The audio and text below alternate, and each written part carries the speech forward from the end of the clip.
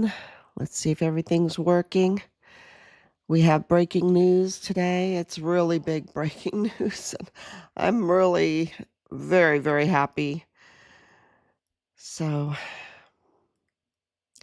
today has been a very good day. Really good day. I'm starting to get my voice back, so that's good. Okay, let's see.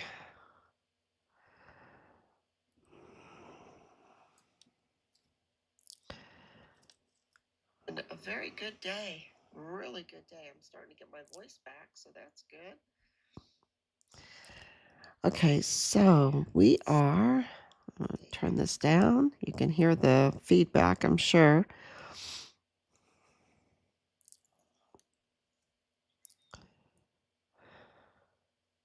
Yep. Day 1,969 days since Richard, our hero, absolutely huge hero, the Fort Bliss whistleblower soldier, Richard Halliday, in July 2020. Really, it started in 2019 when he became a whistleblower. And that has a lot to do with the breaking news today. So, let's start there. It's a little bit different today. Starting in 2019, when Richard became a whistleblower reporting criminal trafficking. And then the Walmart mass shooting happened, right? The Walmart mass shooting, the orchestration of that, because Richard was President Trump's inside man. What happened in 2019? Well, the arrest of Epstein, wasn't it? The arrest of Epstein. And where was Epstein's ranch? Right there, Zorro Ranch, right on the north border of White Sands Missile Range, part of Fort Bliss, and a direct beacon from Santa Teresa International Jetport. You just, if you're a pilot, you just punch in all that fancy stuff for the Odovor beacon, and it would just take you right into that Zorro Ranch's um, landing strip there, right? He had a hangar and a landing strip. Very fancy place. You can still look online for it all. And just look up the Odovor. I think that's would bring you right to it, right to it in New Mexico. And so 2019, a lot of things were happening. And if you look at President Trump's actions at the border, him securing the border at the time, holding traffickers accountable, cartel, all of that stuff at the time. Um, and Richard was the Fort Bliss inside man that the military were involved in cartel activities. And with all of the information coming out surrounding Charlie Kirk and Fort Huachuca, we know that the military, as long ago as 35 years ago, was colluding with the cartel with tunnels in Arizona. And we know that there are tunnels under Fort Bliss. We know that there are tunnels in El Paso that go right to Mexico. We know that not this year, so many things happened this year that our amazing president has accomplished. And what he was doing today was just really something amazing. But so many things amazing. But what happened this year is the cartel leader that was in charge of those tunnels was arrested. He was arrested along with La Diabla, the she devil involved in targeting pregnant women, promising them jobs or just um, however she got her hands on them, God help them, and ripping their babies from them with these illegal C-sections, using, teenage females to do the C-section, and taking their organs, and then and disposing of the bodies, right? Disposing of the bodies, and Plenitude Crematorium was raided. The funeral home Carmen was raided. And this is, Cesar Paneche's mansion was raided. This is all connected to El Paso. Cesar Paneche is living in Texas right now.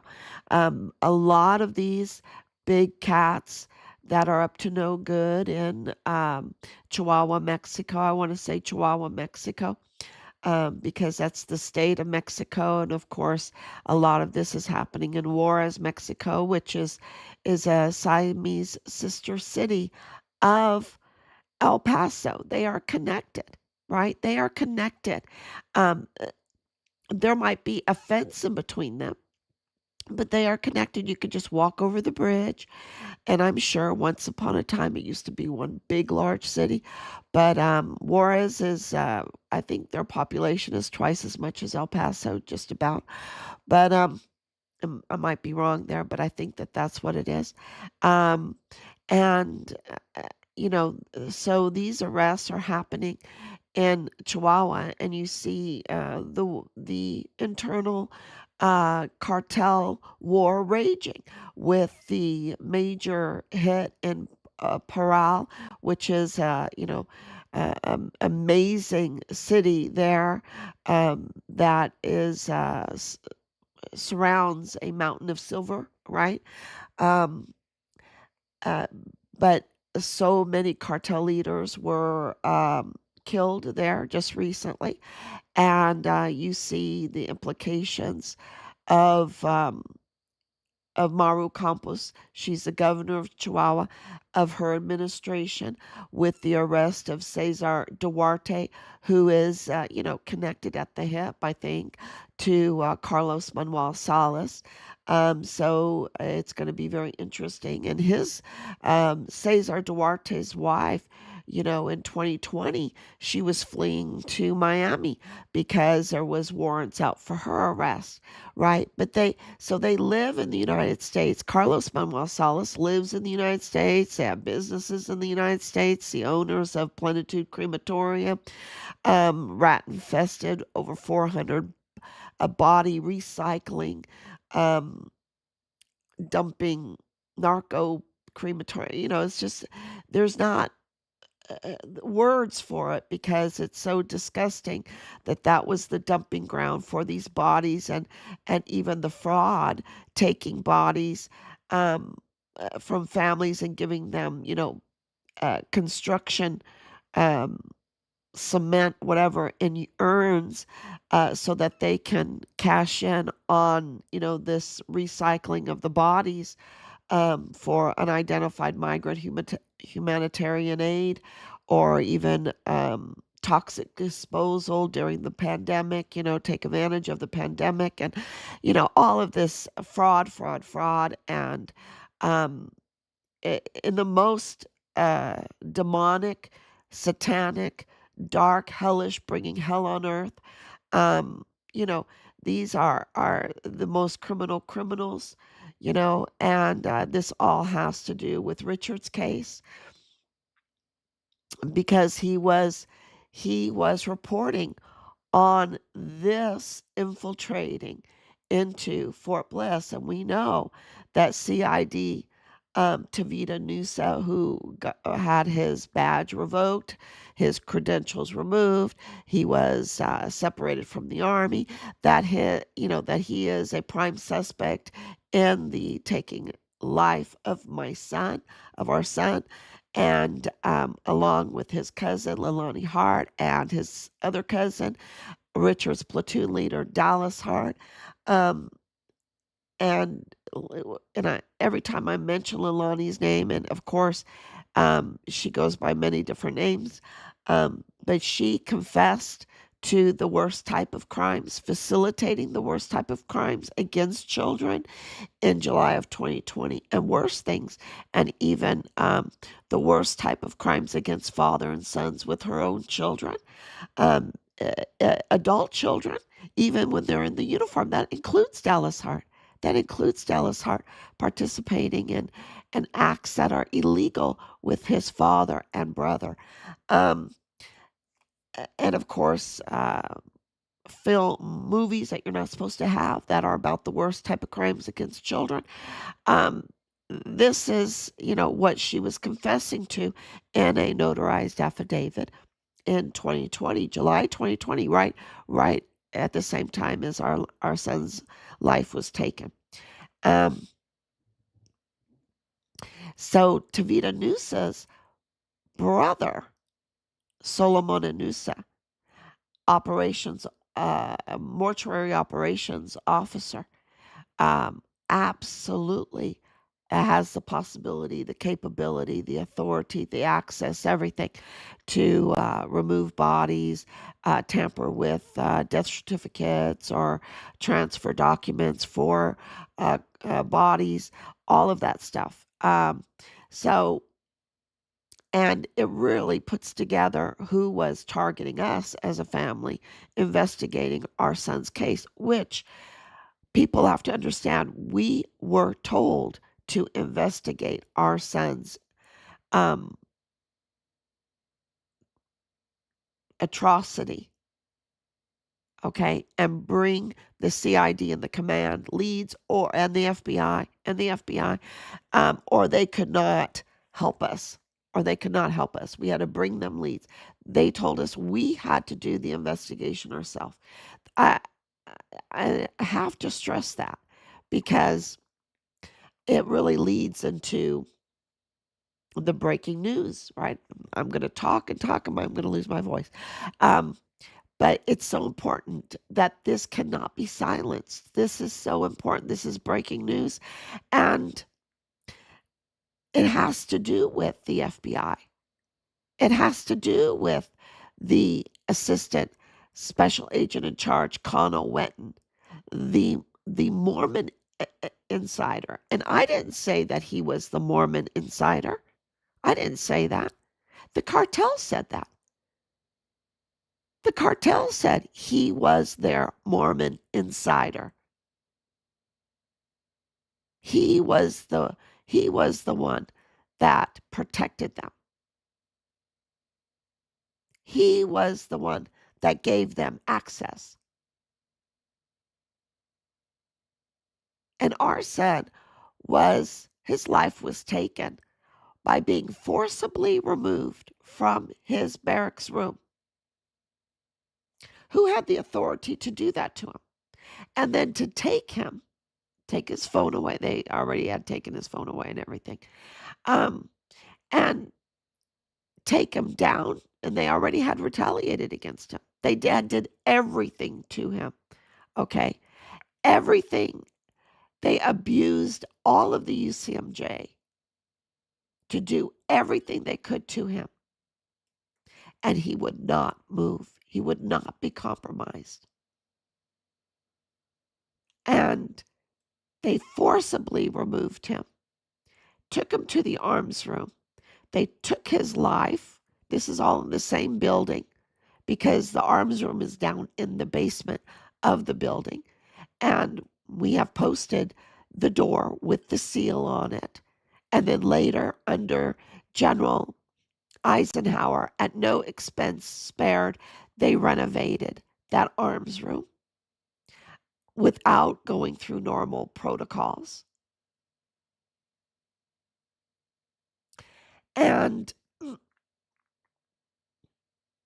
then they stole Richard's body off of Fort Bliss. And that requires documents and people that have access to cameras to tamper with camera footage and cover mortuary cover, DES Thomas Kane's cover, which we know he was absolutely covering for them. And then law enforcement cover. And of course, FBI cover. And of course, the prosecutors USA, the AUSA office in El Paso, in the division that's in charge of narcotics, because when you're dealing with the cartels, you're dealing with the narcotics division, the trafficking of narcotics, the trafficking of everything, right? Everything. And so, but if you back up to when Richard was whistleblowing, they knew who he was because he reported to the FBI. He had to jump over the El Paso FBI because they were dirty, to go to Houston FBI, to go to the White House, to go to CID, to go to the IGs, to go to Child Protective Services, to go to 911 multiple times. Because in the El Paso FBI office was Connell Witten, the cartel's inside man. And Richard was Trump's inside man. You see? And Connell protected those that wanted the open border, that wanted the trafficking, that wanted the crimes against humanity, the facilitation of crimes against children to continue. Because don't forget, Leilani Hart had submitted her affidavit with the FBI, and she's not arrested. She's not arrested. And she confessed to facilitating the worst type of crimes against children and other things.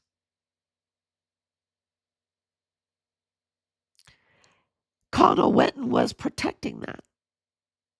He was protecting the drug money, the child trafficking money, the organ trafficking money. And I would say the organ trafficking and the corpse recycling, because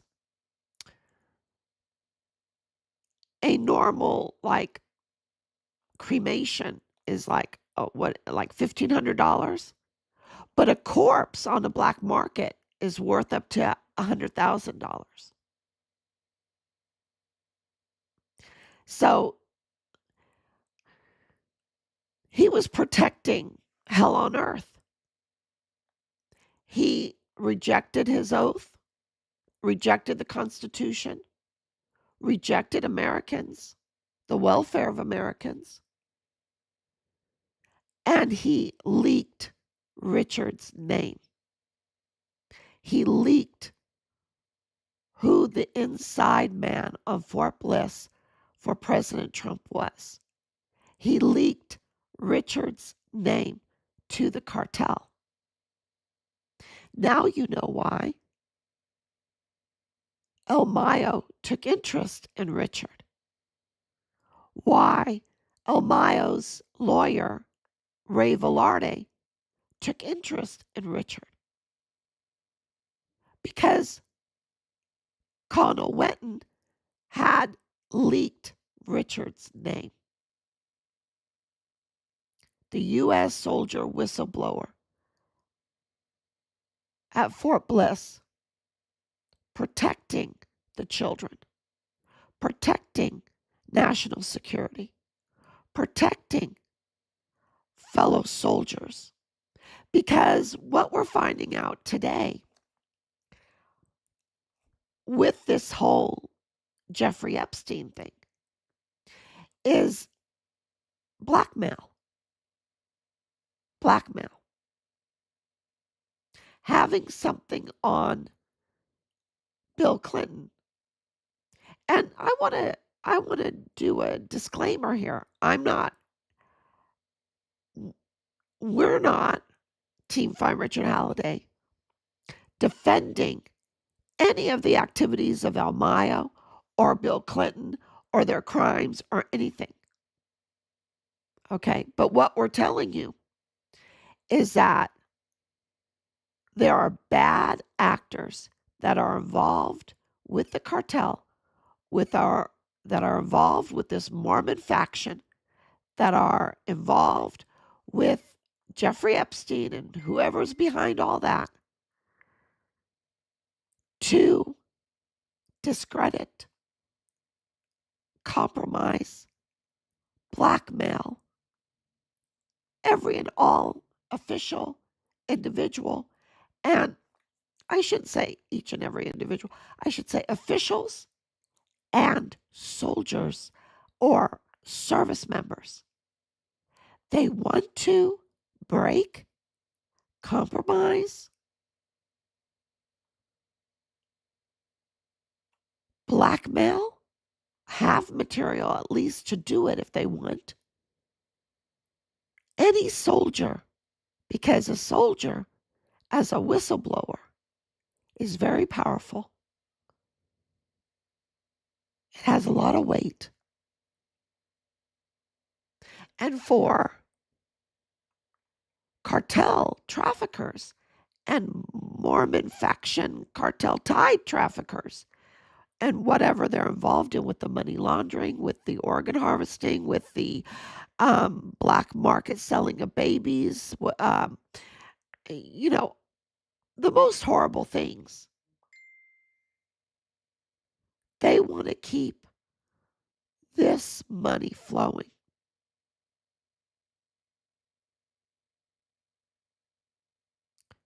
And they need ammo, pictures, videos,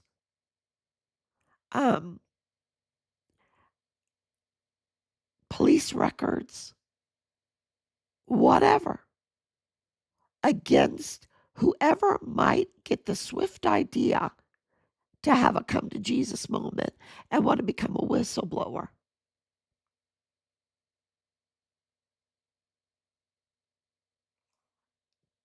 Or at least have a moral compass and want to become a whistleblower.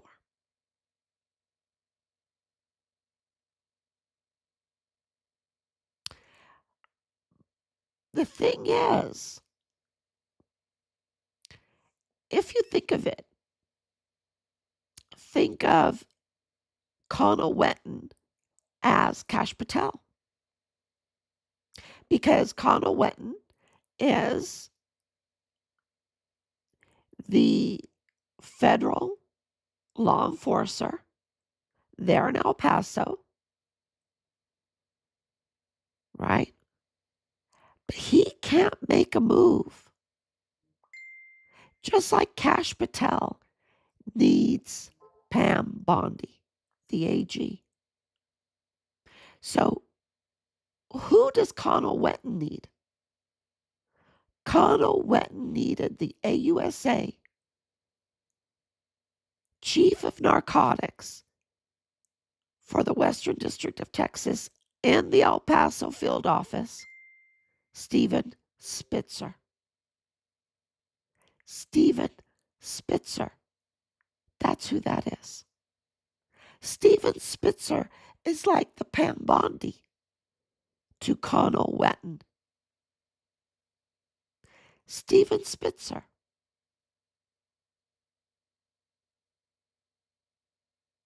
And he allowed the leaking of Richard's name. He allowed all this.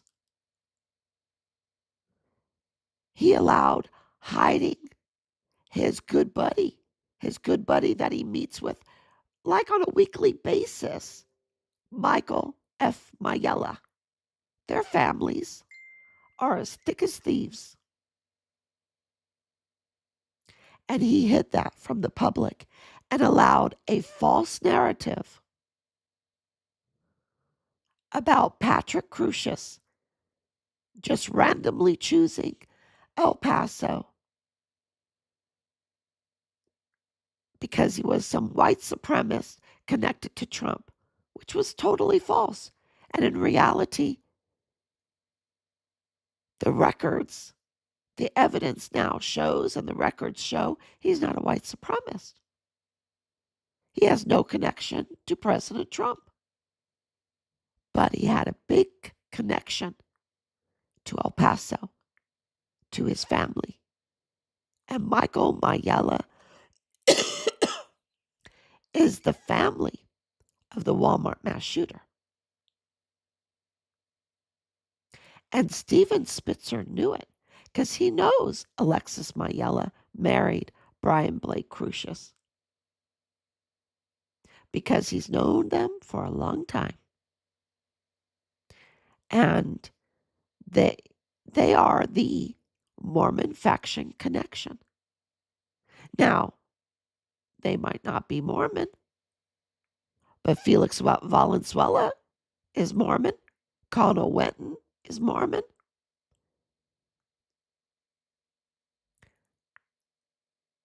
Tavita Nusa is Mormon. Solomon Nusa is Mormon. Leilani Hart is Mormon.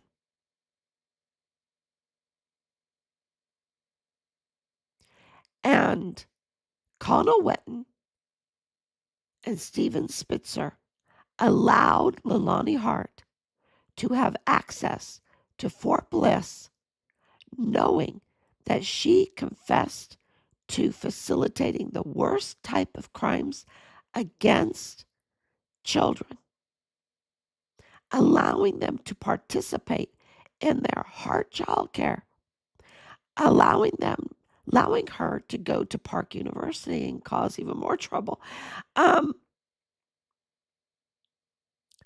They allowed her to have access. They allowed Dallas Hart to continue on Fort Bliss, knowing that he had allegations against him in his mother's affidavit against performing the worst type of crimes that father and sons can perform together that are illegal while in uniform.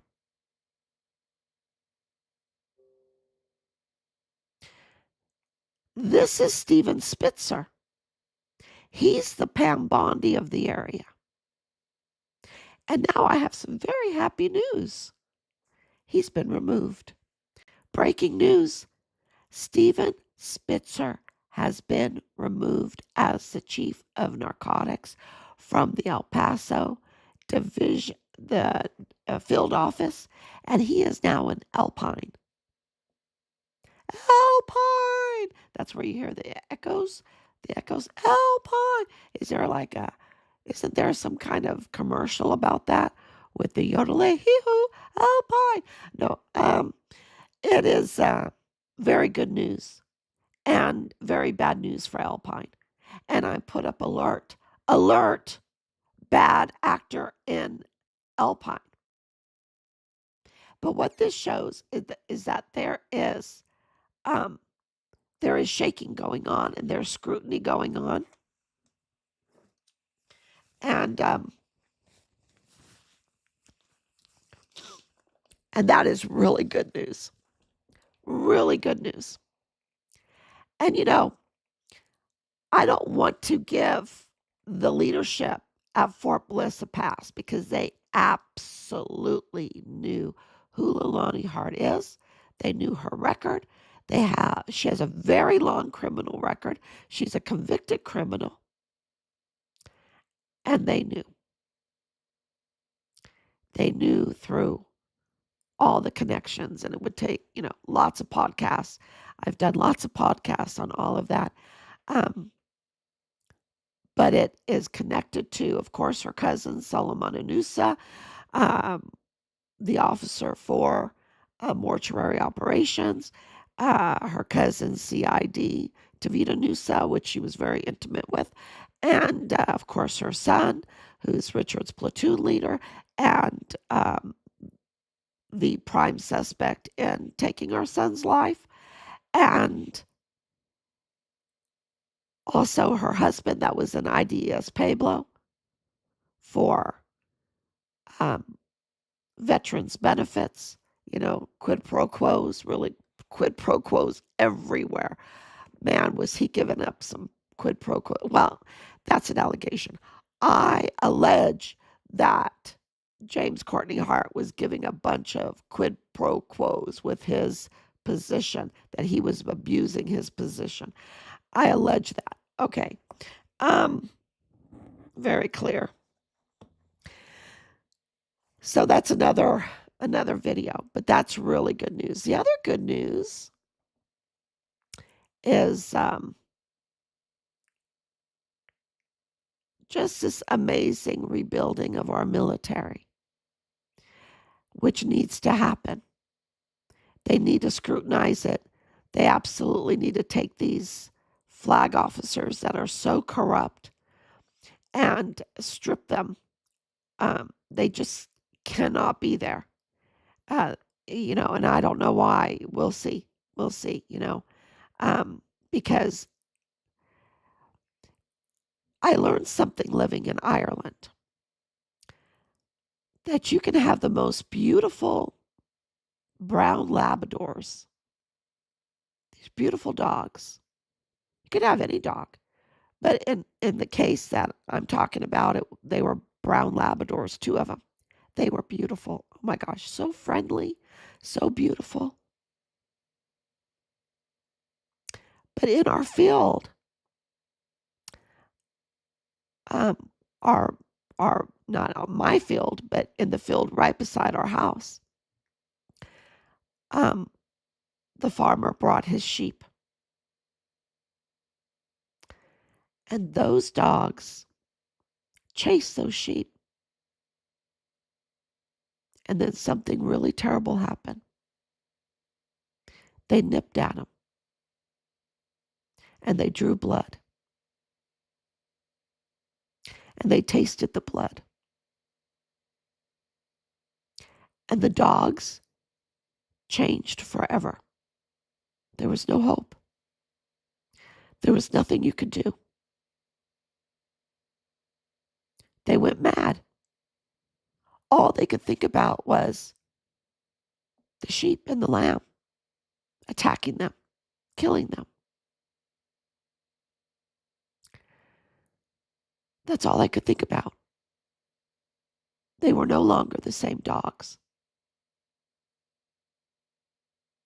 Those beautiful Labradors. Nobody was there to stop them from chasing the sheep. And what's my point? These generals are so corrupt. They've done the most vile, vulgar, hell on earth things.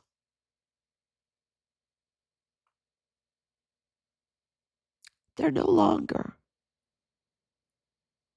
the men that first went into the military.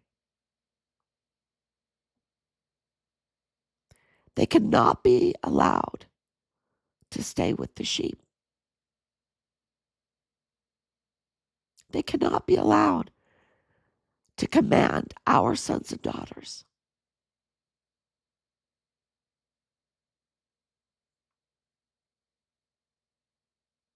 Because they will bite. They will bite.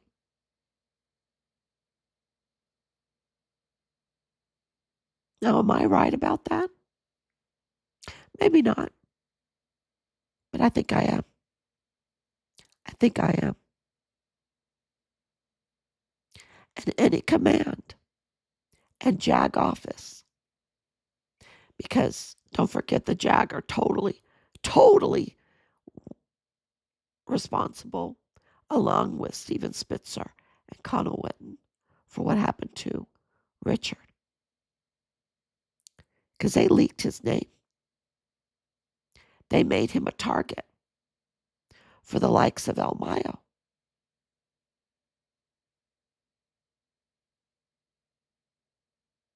They made him a target.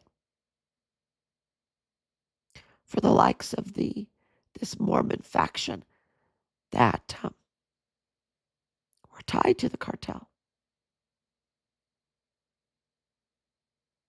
And they targeted Richard. And any command that allows that to happen, and don't forget, the barracks were not following SOPs. They were targeting every last one of our soldiers in that barracks. The stories are endless. The drugs, the guns, the young girls, you name it.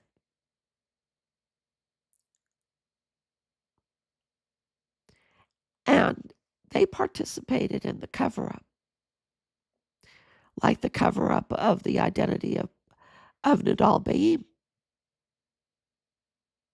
the Palestinian arms dealer with a terroristic threat record, and the father-in-law of Lieutenant Colonel Bradford Bugado in the G3 of the 32nd ATCOM, Richard's command, who was married to cartel, connected to cartel Manny Chavira, cartel, which is the El Paso chief of police that got that job without having the proper credentials. And also Gustavo Sanchez, the Texas Ranger, who's also connected to cartel. Willie Moya, Arturo Alba, both of those, they met their end with headshots.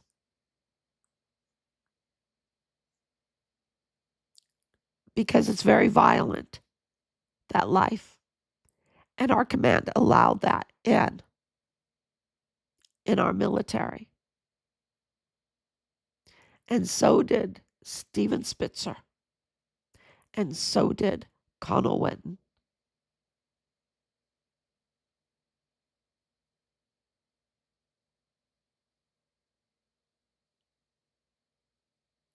And it's connected to the Walmart mass shooting. It's not a coincidence that Felix Valenzuela was one of the lawyers for Patrick Crucius.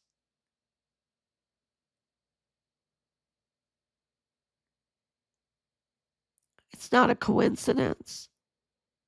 They brought in Justin Underwood to do his dirty thing. He's one of their Mormon faction connections.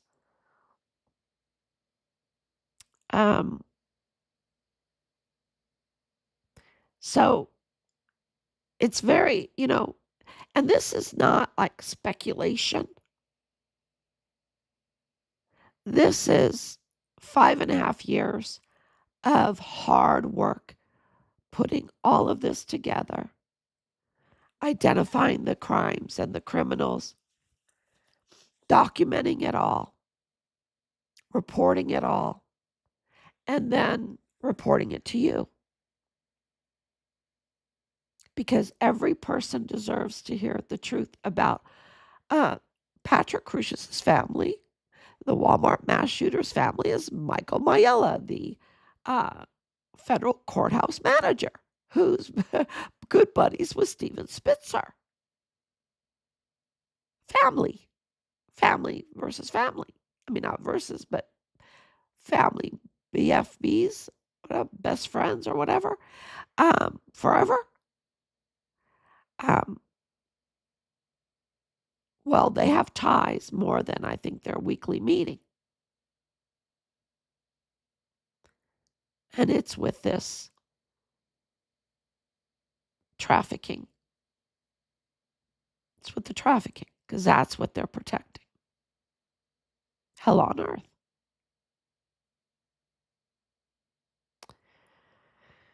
Let me read my comments. Danielle, thank you so much for coming on.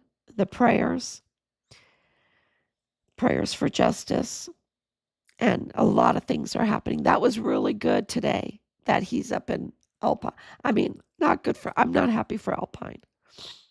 But I think, hopefully, we've been documenting. We have to document some more. They need to bring all evil actors in Richard's murder case in front of Congress, strip them of uniform on national television, placing handcuffs on all involved in covering up Richard Halliday's murder. That will be a beautiful day. One by one, in front of the nation, and give whoever involved the death penalty for punishment in front of the nation. So maybe it will save other soldiers and leadership from refraining from evil. Absolutely. Absolutely. That's the best we can do. And that's what we should do. All individuals involved need to get their just desserts. 100%. Can't these crimes be considered a RICO act? It's all being worked out. Yep. It's all being worked out. Yeah. It's just, I don't know any other case like this. And it takes a lot of work because really we're a government of the people, by the people, for the people. And so you saw that with President Trump. You see that with President Trump. He has to make his case to the people constantly. And he does. He makes his case constantly. And they don't always like what they hear, right? And he has to weigh legally what he can say and how he can say it and everything, because there's so many infiltrate bad actors. I mean, they're just all knives are out for him all the time. They're like the dogs. They want to bite. And he has a hedge around him. And that hedge, excuse me, that hedge that he has around him is the people of this country. And of course, I pray for the hedge of angels to be surrounding him, because he's the only one that has actually done something, arrested people, and forced in this conversation, gave us this conversation, this ability to talk to the people about all this, to make our argument to the people, and the people to make the argument back. He's opened up the conversation instead of us being silenced.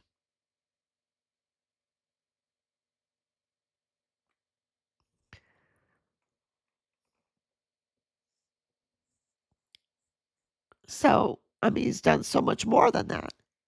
But that's huge right there. And it's the people that will decide.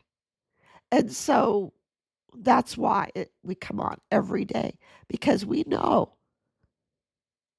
that the people will do their research, that they will come back. I mean, I know there's bad actors that come with nonsense about Richard and, but we have in the line of duty. We know they can't produce Richard, right? They can't produce him.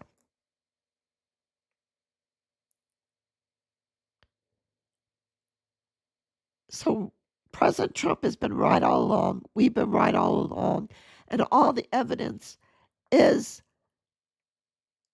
confirming that we've been right all along. And it's all coming out. And the people are listening. And they're the ones that ultimately, I know with the court martials and everything, it will be the military. But guess what? The military is political. It shouldn't be. It shouldn't be political at all.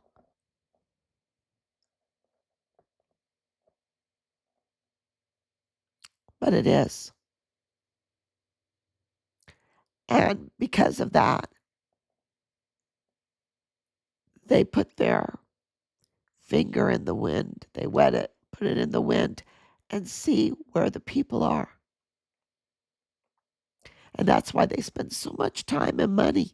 Think about the money they spend to keep stories on Richard up high or whatever, and mess with algorithms and AI and everything like that.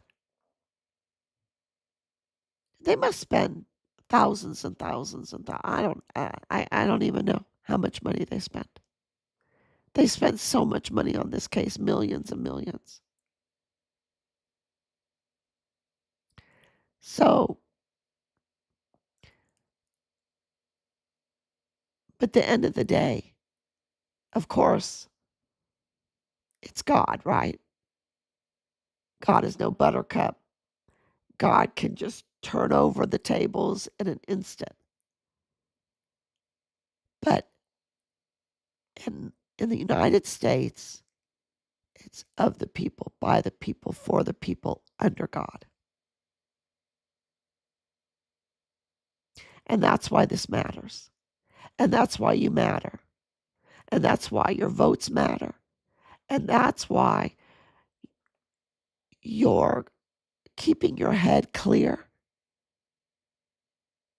knowing what your rights are, valuing our government, not the corrupt individuals, but the Constitution, the rule of law, our treaties, which is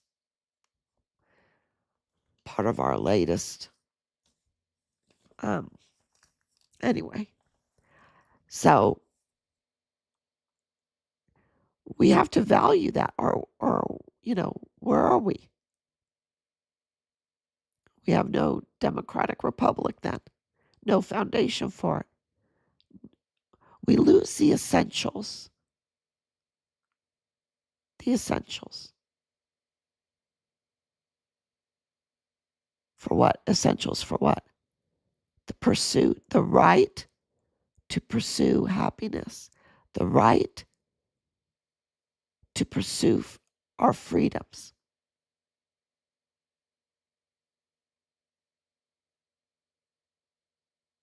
And so this is a huge, huge battle. And we have, and what is that battle? For the hearts and minds of the people, for the truth of what happened in Richard Halliday's case.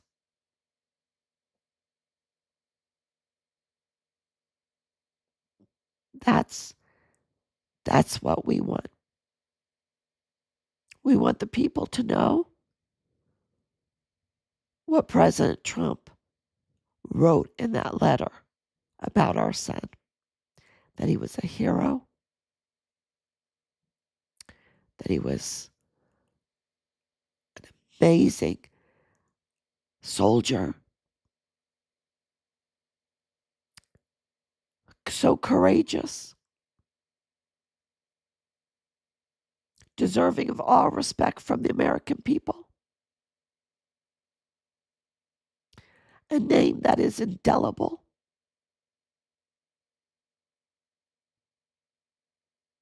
That will never be forgotten. And he went on and on to say even more nice things. And that's not just a normal letter.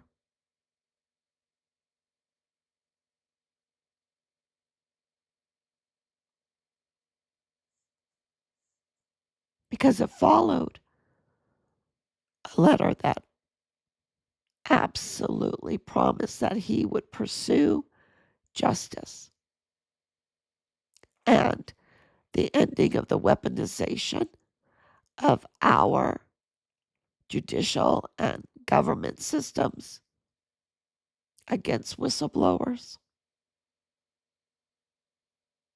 and of the President of the United States like him.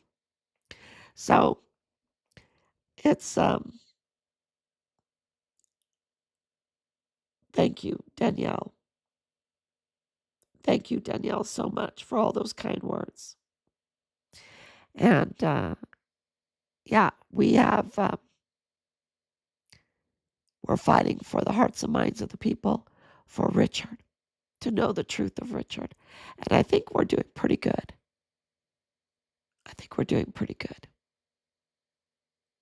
So I want to thank everyone so much. And please share. Please share. And, we're not monetized. So the sharing, I heard it doesn't come easily because, they don't want to put the posts out there because it's not monetized. They don't make money off of it, whatever. So, it's like, really, I get harassed if I monetize, or non-seen if I don't, whatever. So I think I just ask for everyone to share. Thank you, and God bless you, and I will be back tomorrow, God willing.